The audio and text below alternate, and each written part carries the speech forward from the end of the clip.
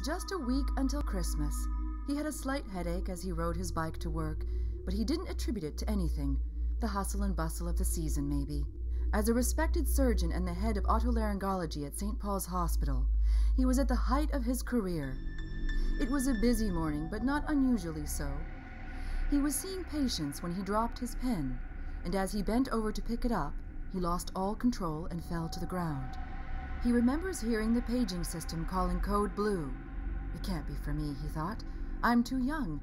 But it was. He had suffered a massive stroke. He was 44 years old. His name is Graham Bryce. He was in a medically induced coma for 2 days.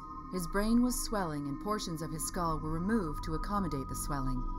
And then his wife Cecily was told the devastating news. Either they removed the part of his brain that was swelling, or Graham would die. With no options, surgeons removed the right side of Graham's brain. When he finally woke up, he was told the news. He would never recover the use of his left side. His left arm, left leg, and vision would all be affected. His career as a surgeon was over. Graham was in and out of critical care as the staff at Vancouver General Hospital fought to save one of their own. His family and friends prayed for his recovery, but quietly wondered how he would ever cope with this devastating loss. How would he handle these impossible circumstances? But it is the mark of this incredible man that self-pity or depression never played any part in his life. Never once did he think to give up. As he lay in his hospital bed, he didn't enumerate all that he couldn't do.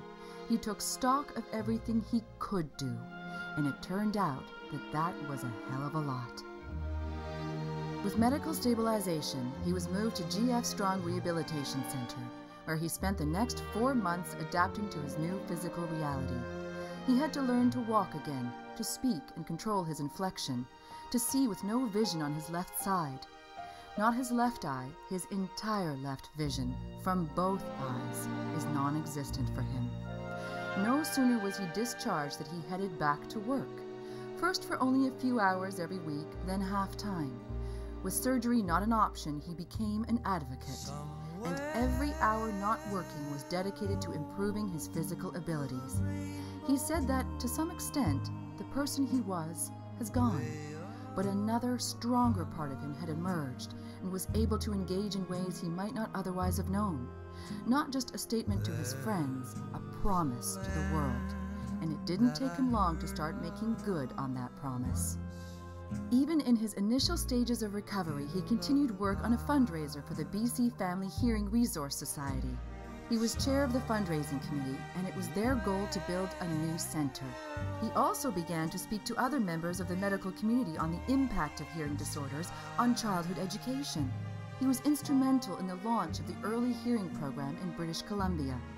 Today, every child in the province of British Columbia is screened for hearing loss. He had always been a very active man. He purchased a pedometer so he could ensure he walked at least 4,000 paces every day. In 2004, Graham's work as fundraising chair finally paid off, as the $2.8 million BC Family Hearing Resource Centre in Surrey was opened. Today, he travels daily from his home in Vancouver by SkyTrain and bus to an office at the centre. He is a board member of the Western Institute for the Deaf and Hard of Hearing, a board member of Vancouver Community Services, and a clinical associate professor in UBC's Faculty of Medicine.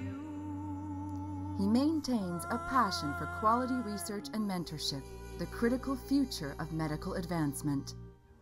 Early in his recovery, Graham told his wife Cecily that he wanted to have a wake for the right side of his brain, and in 2002, they did. Family and friends gathered to bid farewell to a part of Graham that would never be again. But like a phoenix rising from the ashes, Graham has created a new and positive life, full of intellectual and charitable challenges and initiatives, full of camping and long walks with Freckles the dog, full of friends and a family who passionately loves this man, who exhibits quiet and humble determination, positive and inspiring fortitude, and absolutely amazing courage to come back.